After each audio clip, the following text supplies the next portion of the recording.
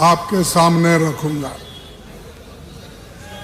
ये जगन्नाथ जी का पुण्य क्षेत्र है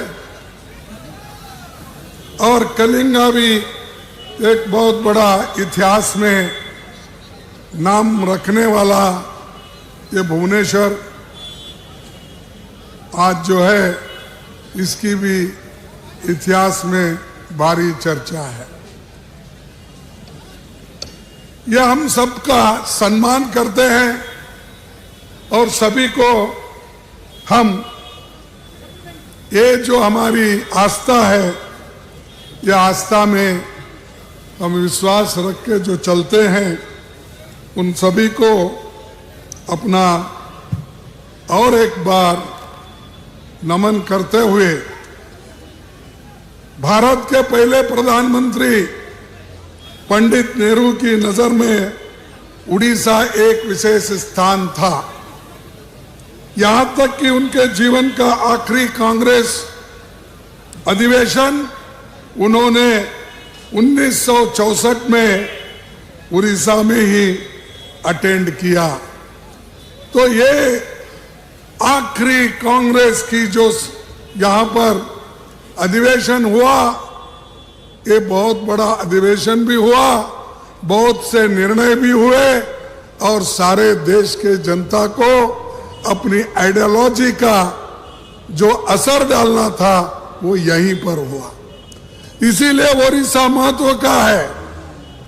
और हमारे पार्टी से पहले जो चीफ मिनिस्टर थे बीजू पटनायक, और वो पटनायक जी नेहरू जी बहुत दोस्त थे। नेहरू जी की आइडियोलॉजी को मानने वाले पटनायक थे पहले के, लेकिन आज के पटनायक बीजेपी की आइडियोलॉजी को मानने वाले हैं।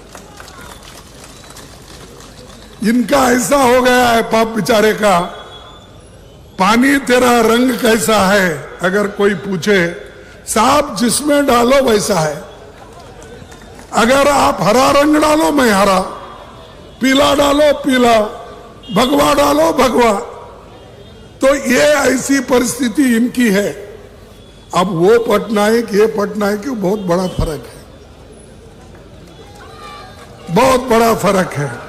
इसीलिए जो दोस्ती कोई बोला यहां पर, हमारे इग्नोई ने बोला, अजय डॉक्टर अजय कुमार ने बोला, वो आपने जरा गलत बोला कि वो दोनों उन दोनों को हमने शादी करवाई बोले। अरे तुम नहीं कराए भाई, वो तो लव मैरिज कर लिए हैं। वो एक दूसरे से मोहब्बत से मिलके कर लिए। कोई अक्षता नहीं डाला, कोई बिलाए नहीं, कोई साथ फेरे नहीं लिए, कुछ नहीं। कहां मिले वहां दोस्ती हो गई, और इसलिए दोस्ती हो गई दोनों मिलके हम ओडिशा को बर्बाद करेंगे। ओडिशा का जो ये है माइंड से दोनों मिलके बेचेंगे। अगर खाना भी है तो मिलके खाएंगे। इस वजह से उनका जो लव मैरिज है उसको तुम पक्का मत समझो। लव मैरिज में कभी कभी उल्टा भी होता है। और दूसरी चीज, मोदी जी और खासकर हमारे पटनायक जी आज के क्या पाए, ये दोस्ती करके क्या पाए आपने? अरे कभी कभी डबल इंजन फेल होती है और डबल इंजन काम नहीं करे तो पहला इंजन भी फेल होता है। देखिए कांग्रेस पार्टी ने प्रदीप पोर्ट दिया कि नहीं? प्रदीप,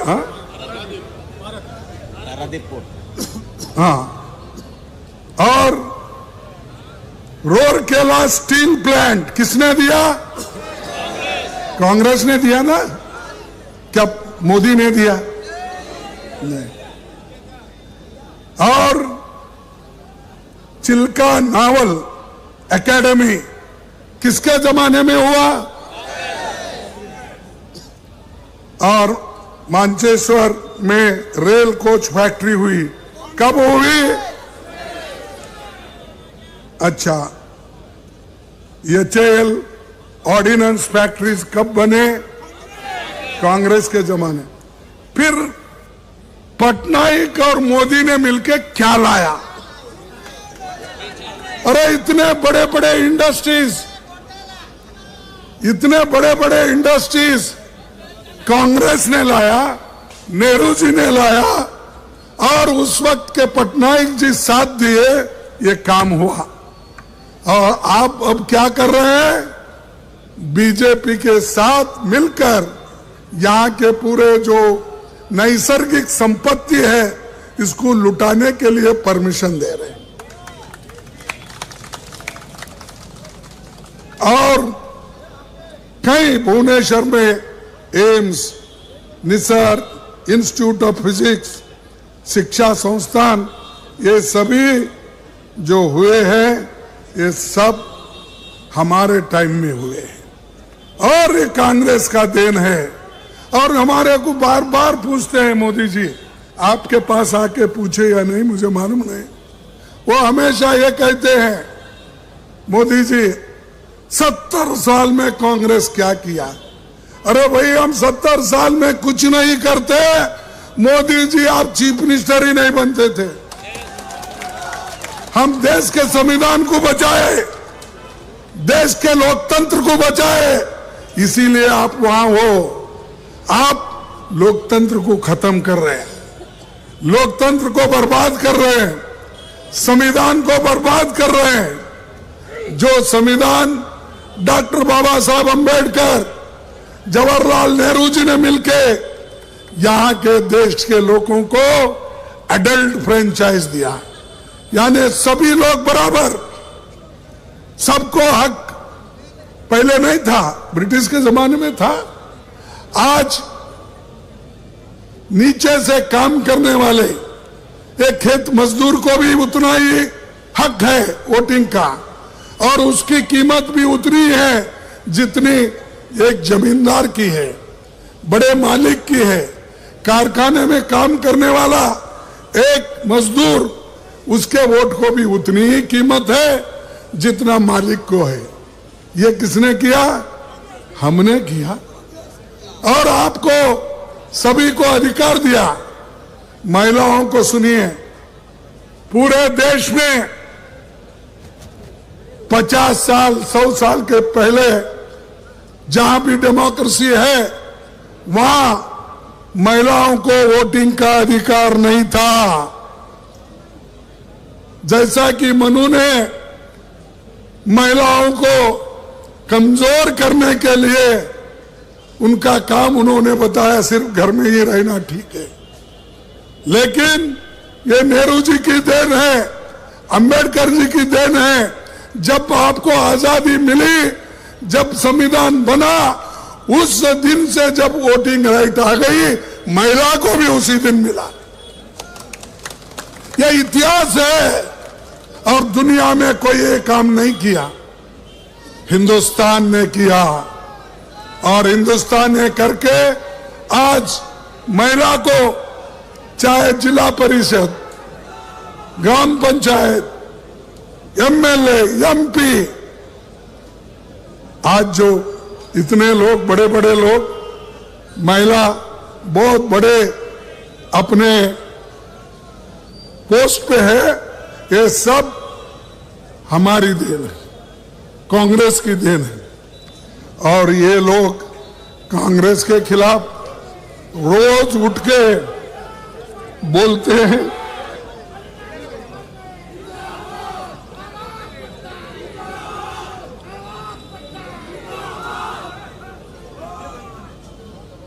बड़े बड़े लोग उनके साथ हैं। बीजेपी के साथ, पटनायक के साथ कौन है? अमीर लोग है, अमीर लोग। और गरीबों के साथ कांग्रेस हमेशा खड़ी हुई है।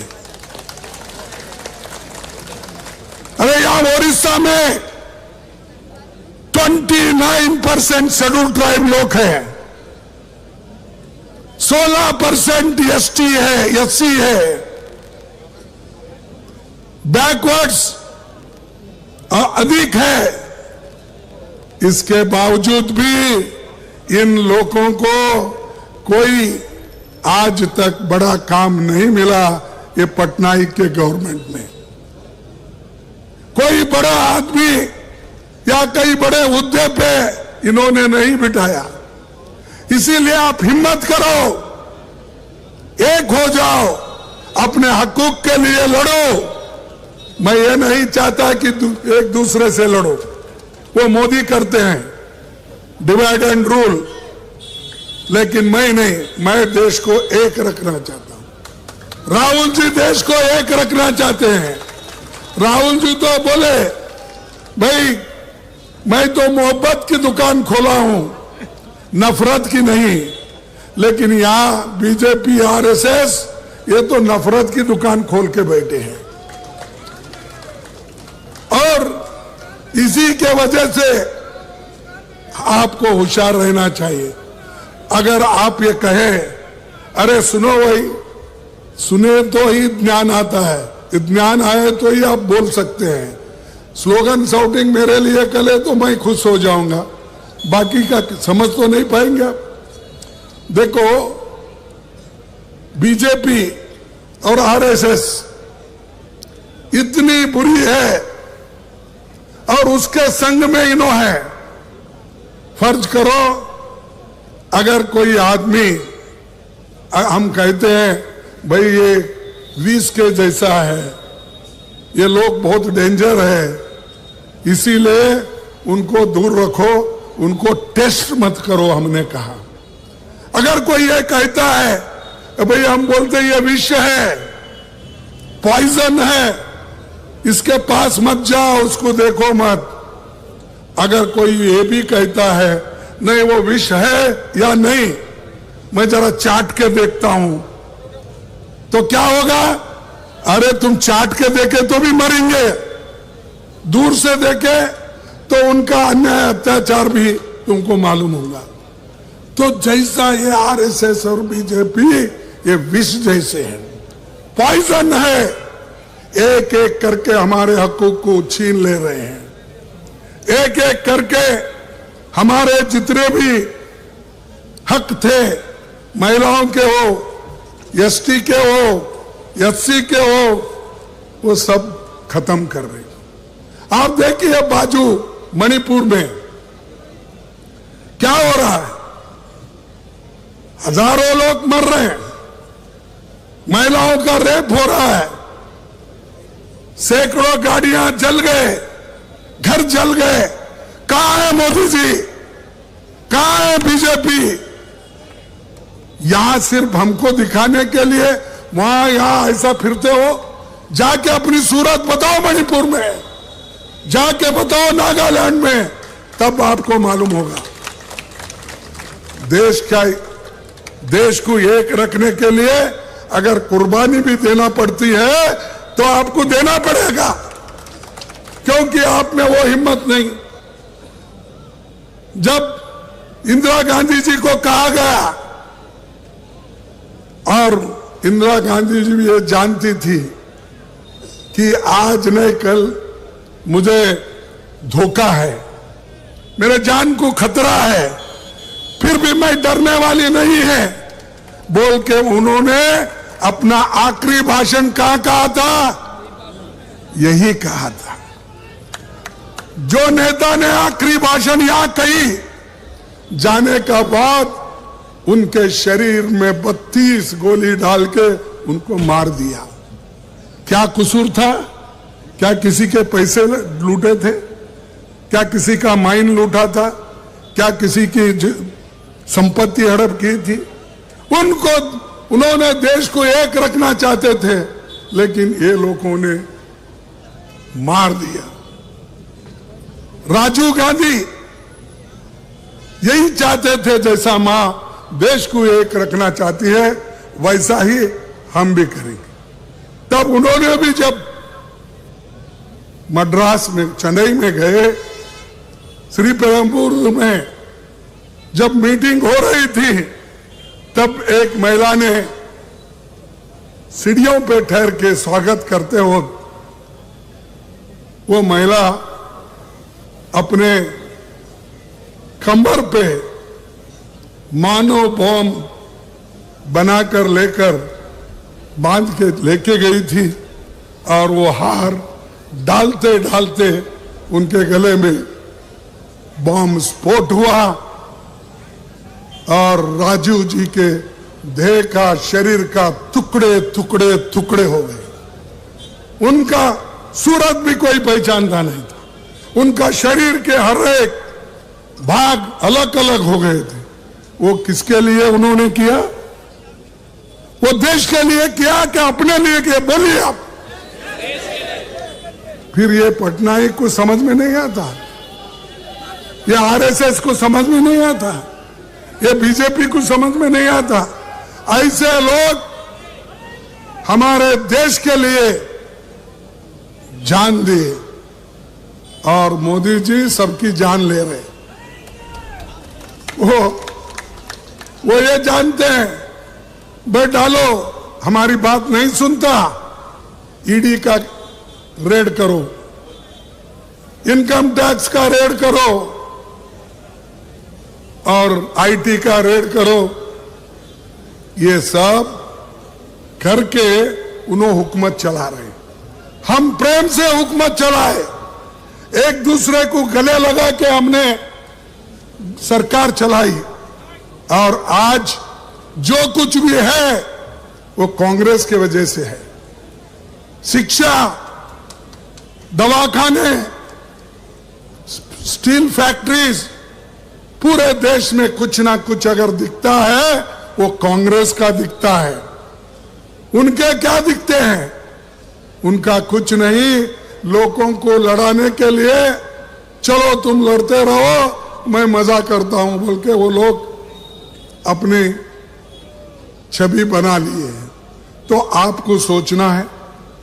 आपको और एक बात कहता हूं, ये आखिरी चुनाव है।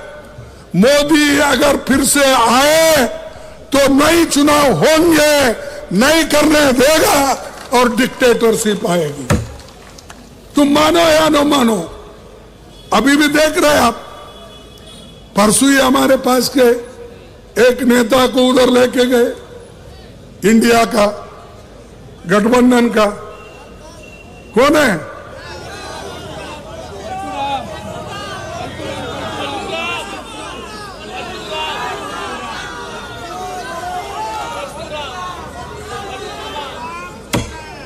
देखो, एक एक को नोटिस देना, डराना, धमकाना, उसकी दोस्ती अगर नहीं छोड़ेंगे फिर हम देख लेंगे।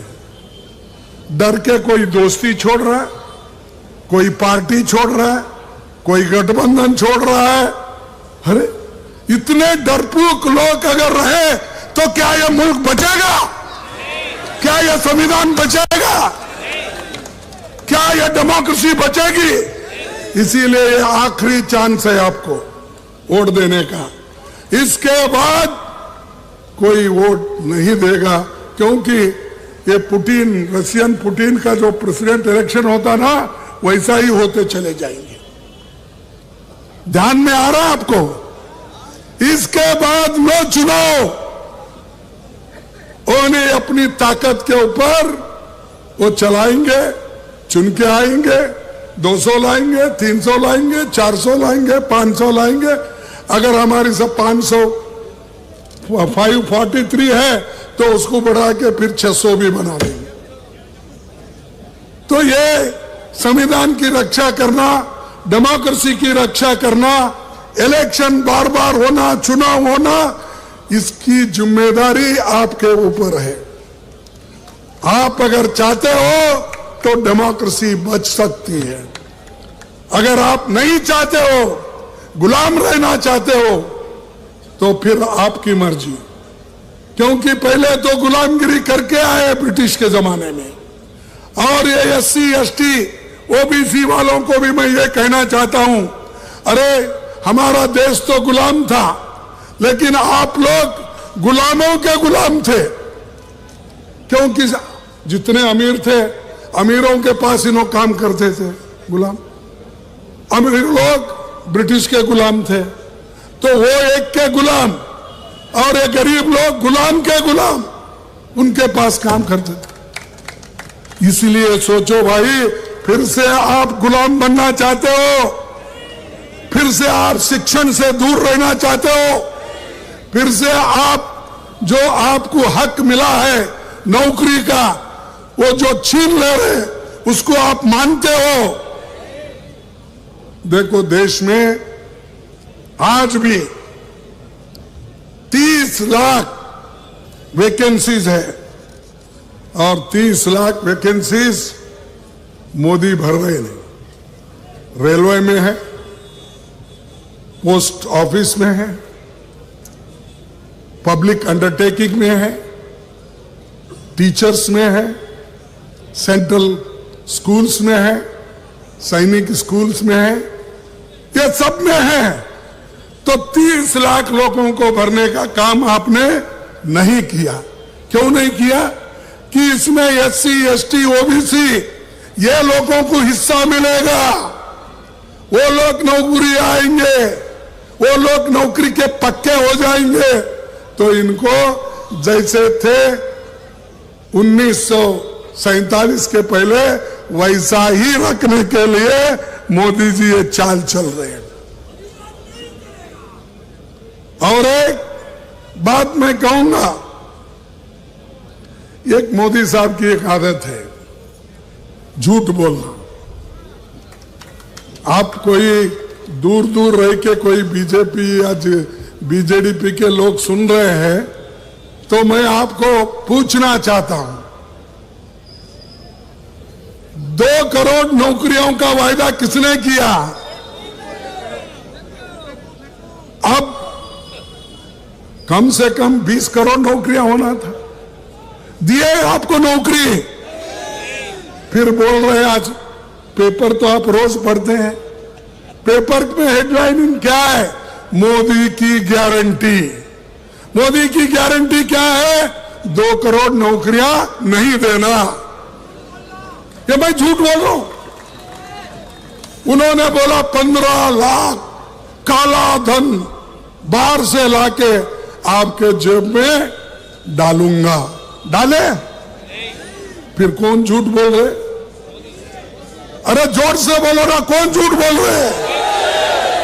मैं झूठ बोल रहा हूं, राहुल गांधी झूठ बोल रहे, सोनिया गांधी झूठ बोल रहे। अरे आप तो, आप बोले सो बात, हम अगर बोलते तुमको थोड़ा खिचखिचाहट होती है। आपने ही कहा, हम नहीं कहे। किसान की आमदनी 2 गुना करेंगे, किसने बोला? मोदी। किया? फिर झूठ कौन बोले? और झूठों के सरदार उन्होंने हो गए, कांग्रेस को गालियां देते। कांग्रेस क्या कर रही है? अरे हमने तो ये सब किया, बहुत कुछ है मेरे पास, वक्त कम है, क्योंकि आप बहुत देर से इंतजार कर रहे हैं, इसलिए मैं उसको कम कर रहा हूं। ये आपने किया। हमने क्या किया? गरीब को काम मिलना, नरेगा योजना लाई, गरीब का पेट भरना, कम से कम बच्चों का, गरीब का 1 दिन की रोटी तो उसको मिले, 1 दिन का चावल तो मिले। तो इसीलिए मनरेगा स्कीम भी लाए और फूड सिक्योरिटी एक्ट भी लाए। आपने क्या किया? मैं 80 करोड़ लोगों को फ्री दे रहा हूं। अरे भाई, फ्री देने से पहले कौन दिए? कांग्रेस दिया। अब 5 kg बढ़ा के उसमें रख के मैं इतना फ्री राशन दे रहा हूं, देश के लोगों को मैं, हमारे माताओं को मैं पेट भर रहा हूं। अरे मनरेगा हमने किया, फूड सिक्योरिटी एक्ट क्या बोलते हैं उसको, अन्न सुरक्षा कानून हमने किया, और बच्चों को पढ़ाई के लिए हमने फ्री एजुकेशन किया, ये सब हमने किए। फिर भी मोदी जी झूठ बोलना नहीं गए। उनके आदत है, पाप आदत से मजबूर है। अगर मोदी जी और पटनायक यहां के चीफ मिनिस्टर मिल के काम करके अगर आपको खुशहाली के तरफ ले जाते हैं तो ठीक बात है, लेकिन दोनों मिलके और क्या किया? यहां ओडिशा से बहुत से हमारे नौजवान बच्चे बेंगलुरु जाते हैं, चेन्नई जाते हैं, बंबई जाते हैं, दूसरे तरफ जा रहे हैं। क्यों? क्यों? तुम क्या कर सो रहे हो? आप नहीं सुनते? इतने बच्चे, इतने लड़के, इतने लड़कियां जो बाहर जा रहे हैं, छोटी सी नौकरी करते हैं, और तुम उनको भगा रहे। उनकी बात आप नहीं करते। आप उनकी बात इसलिए नहीं करते हैं, वो गरीब है। आप किसकी बात करते हैं? अदानी की बात करते हैं, अंबानी की बात करते हैं, टाटा बिरलाओं की बात करते हैं, लेकिन छोटे लोगों की बात करते नहीं। इसीलिए ये लड़ाई भी अमीर और गरीबों के बीच में है। हम गरीबों को साथ दे रहे हैं और ये लोग अमीरों का साथ दे रहे हैं। क्या आपको चाहिए गरीबों का साथ देने वाला सरकार या अमीरों के साथ देने वाला? तो आप मन बनाइए, सब लोग मिलके काम कीजिए। इन्होंने पटनायक भी बोले, मैं हर एक ब्लॉक में 35% इरिगेशन करूंगा। सच है नहीं? बोला था। क्या मैं झूठ बोल रहा हूं? उन लोग झूठ बोल रहे हैं। उन लोग झूठ बोल रहे। 35% इरिगेशन फैसिलिटी का इन्होंने 11 और 12 और 20 साल से वायदा अधूरा है। सबसे ज्यादा कांस्टेंट आपको, आपकी गवर्नमेंट तो कभी नहीं गई ना, कंटिन्यू है। फिर कंटिन्यू गवर्नमेंट को यह काम करने के लिए क्यों नहीं हो रहा है, मैं पूछता हूं। और उसके बाद कोल्ड स्टोरेज भी बोले आप। 314 ब्लॉकों में कोल्ड स्टोरेज सुविधा मिलेगी। अब 20 साल हो गए, कितने मिले मुझे मालूम? तुम्हारे गांव में मिले? अरे ये 314 ब्लॉक में कोई किसी, आप किसको तो मिला होगा? 300 लोगों को तो मिला नहीं भाई, 100 को तो मिला होगा नहीं, 200 को तो मिला होगा नहीं, तो 14 को तो मिला होगा। ऐसा कैसा होता भाई? इतना झूठ बोलते हैं आपके चीफ मिनिस्टर। तो आप सोचो, अरे भाई एक आदमी ऑफिसर को ला के बिठा के आप गवर्नमेंट चलाते हो? क्या यहाँ के नेता लोग जिंदा नहीं है? वो काम नहीं कर सकते? अरे ओडिशा के ऑफिसर्स, ओडिशा के लीडर देश को मार्गदर्शन कर सकते हैं। तुमको मार्गदर्शन करने के लिए बाहर का आदमी चाहिए। क्यों?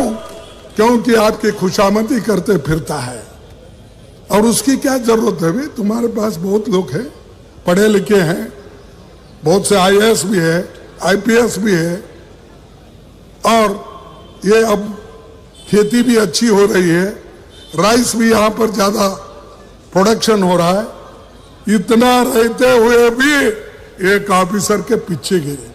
उनको कुछ बना है ना? ऑफिसर रात खाली चला रहे सर, कुछ नहीं किया। नहीं भाई, उनको कुछ राज्यसभा मेंबर बनाया है क्या, एडवाइजर बनाया क्या है? तो एक आदमी बाहर का आके एडवाइजर बनता।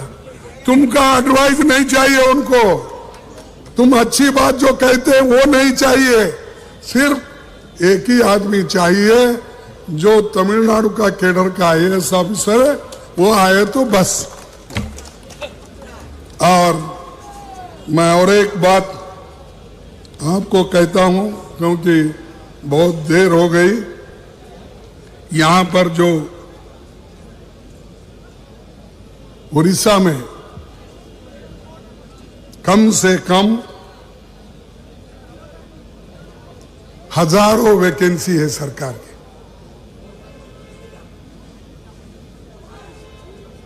ओडिशा में 45 लाख से अधिक नौजवान बेरोजगार हैं और 2,36,000 पद विभिन्न सरकारी विभागों में खाली है। हर डिपार्टमेंट में कम से कम 2,36,000 नौकरियां खाली है। दो भाई नौकरियां, जब 45 लाख नौजवान लोगों को नौकरी नहीं, कम से कम 2 लाख तो दीजिए। ये आंकड़े मेरे नहीं है, सेंट्रल गवर्नमेंट के, ये मैं नहीं बनाया। सेंट्रल गवर्नमेंट ने जो हमारे को पार्लियामेंट में कहती है उसका हमने नोट कर लेके आए हैं। और हमको मत सिखाओ कैसा चलाना, कैसा बोलना, कैसा। ये इनकी एक चाल है, गरीबों को तंग और तबाह करना और पार्टनरशिप में गवर्नमेंट चलाना। ये उनका एक हमेशा एक बहुत बड़ा ये साजिश है। और कई लाखों रुपए लूटे गए माइंस में, 20,000 करोड़ रुपए चिटफंड में गए या नहीं गए? तो अब आप ही सोचिए, इनको फिर से अधिकार देना क्या? फिर से यहाँ के एमपीज को फिर आप वोट देकर फिर मजबूत करेंगे, करप्शन को मजबूत करेंगे, गरीबों को तबाह करने वालों को मजबूत करेंगे, गरीबों के हकूक छीनने वालों को आप मजबूत करेंगे। इसीलिए आपसे मैं आपको एक ही निवेदन करता हूं, और हमारे जो महिलाएं हैं, उड़ीसा के गरीब काम करने वाले, और वो तो महंगाई आप बेचारों गरीबों को मालूम होती है, दूसरों को महंगाई की मार नहीं गिरती है, क्योंकि वो अमीर है, कितना बोले उतना लाता, पूछता भी नहीं अपना नौकर कितने में खरीदा, सीधा कोई लाता है, घर भर लेता है।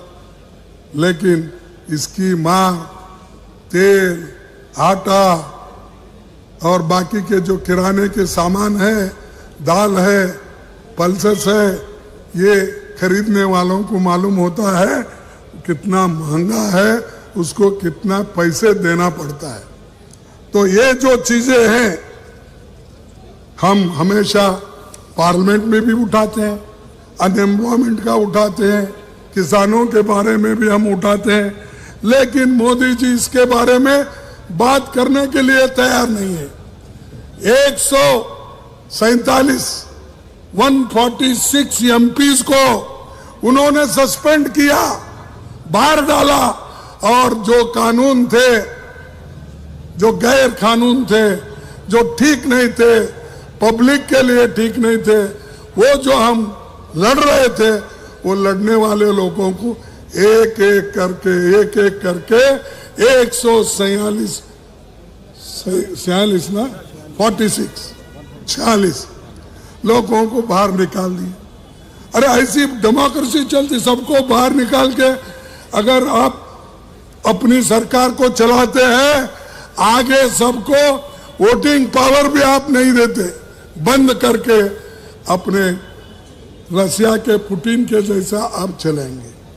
तो भाइयों, मैं एक ही आपको विनती करता हूं कि लिबर्टी, इक्वालिटी, फ्रेटर्निटी और जस्टिस, ये 4 मुद्दों पे हमारा जो संविधान खड़ा हुआ है, इसको आप मजबूत करो, इसके लिए लड़ो, और हम आपके साथ हैं।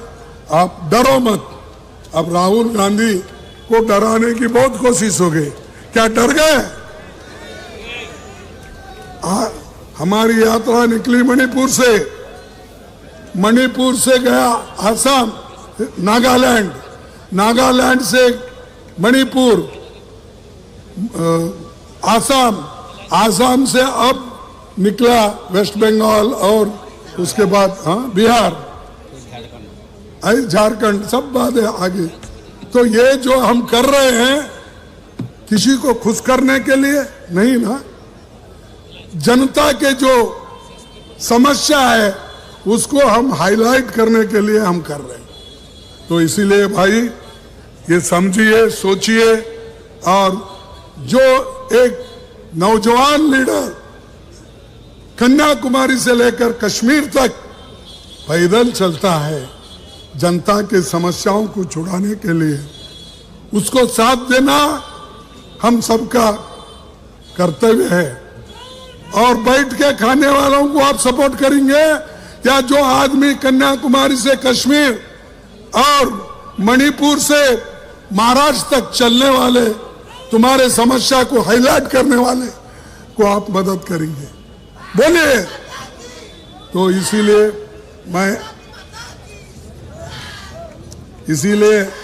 मैं आप सबसे एक ही मेरा अपील है, आने वाले चुनाव में आप कांग्रेस से लोग इसको सपोर्ट कर रहे हैं, जरा ठीक है, बाद में जरा उतरने दो, उसके बाद में ठीक हो जाए। तो इसीलिए जो चंद लोग कर रहे हैं कि किसी एक व्यक्ति जाने से गठबंधन कमजोर हो गया। अब भाई देश में किसी एक व्यक्ति जाने से देश कमजोर होता है? नहीं, वैसा ही एक दो व्यक्ति जाने से गठबंधन कभी कमजोर नहीं होता। हम उभर के आएंगे, एक है, सब मिलके काम करेंगे, ये बीजेपी को, पटनायक जी को हम हराएंगे। और ये चले गए तो भारत शुद्ध होता है, और जब शुद्ध होता है नए सिरे से काम करेंगे, प्रोग्राम लाएंगे, आपके दुख और दर्द को समझ के हम कदम उठाएंगे। इतना कहते हुए मेरे 4 शब्द को समाप्त करता हूं। जय हिंद, जय ओडिशा, आखूंगा। ये जगन्नाथ जी का पुण्य क्षेत्र है और कलिंगा भी एक बहुत बड़ा इतिहास में नाम रखने वाला ये भुवनेश्वर आज जो है इसकी भी इतिहास में भारी चर्चा है। यह हम सबका सम्मान करते हैं और सभी को हम ये जो हमारी आस्था है, यह आस्था में हम विश्वास रख के जो चलते हैं उन सभी को अपना और एक बार नमन करते हुए भारत के पहले प्रधानमंत्री पंडित नेहरू की नजर में उड़ीसा एक विशेष स्थान था। यहां तक कि उनके जीवन का आखिरी कांग्रेस अधिवेशन उन्होंने 1964 में उड़ीसा में ही अटेंड किया। तो ये आखिरी कांग्रेस की जो यहां पर अधिवेशन हुआ, ये बहुत बड़ा अधिवेशन भी हुआ, बहुत से निर्णय भी हुए और सारे देश के जनता को अपनी आइडियोलॉजी का जो असर डालना था वो यहीं पर हुआ। इसीलिए ओडिशा महत्व का है।